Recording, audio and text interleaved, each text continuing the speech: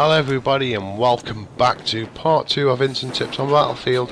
Now what I'm trying to do on this video, I'm not making out I'm the best Battlefield player out there, because I'm not.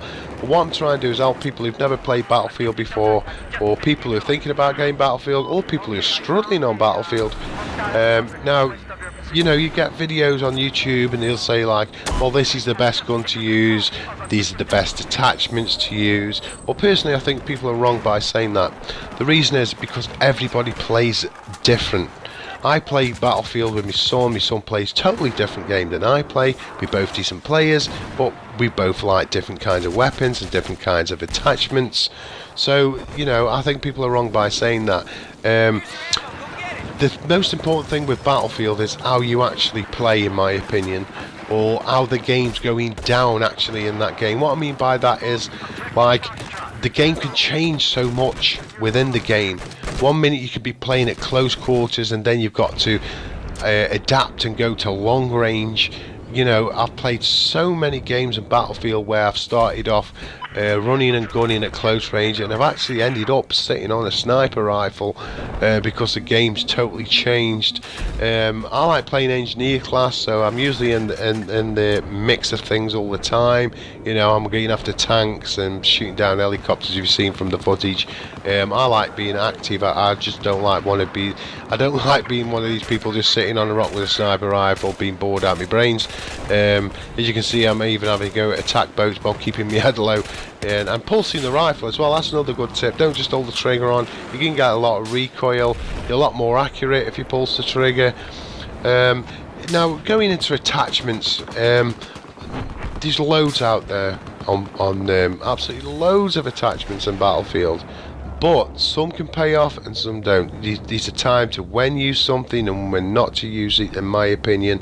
I've seen people running around with torches on when they shouldn't have a torch on. You might as well stand there with a big sign above me head like, "Luke, I'm here, shoot me." You can see me a million miles away.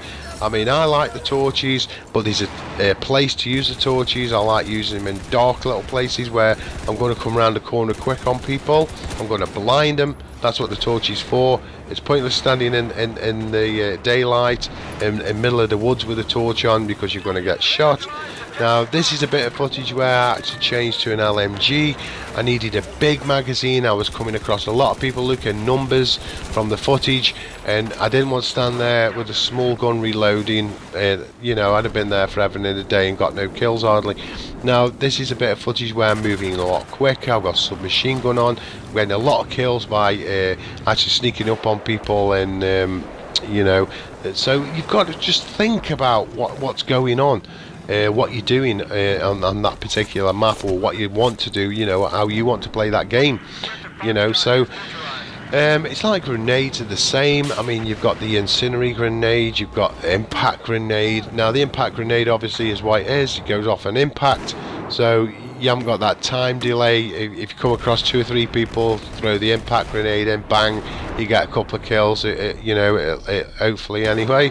The incendiary grenade's a brilliant grenade for if you've got people through a doorway and you don't want them to come through and you want to move, you know you're going to be outnumbered, you might get a couple of kills or a kill with that grenade, stops them running through the doorway.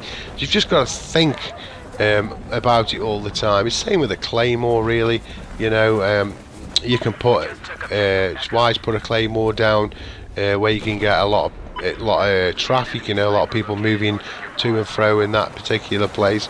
But you can actually put a claymore down in the wrong place where you can cut your own guys off, especially if you're in the hardcore. You've just got to be like, think about what you're doing in the game. Well, I hope it's helped you anyway. There isn't really much I can say about any more instant tips on Battlefield. A lot of it, as they say in the game, is practice makes perfect. It's just being aware of what you're doing more than you know, just running around like a complete dummy. You know, you've just got to put a bit of thought into what you're doing and how that game's playing, and you'll get a lot more kills. I hope this has helped you, and I'll catch you again soon anyway.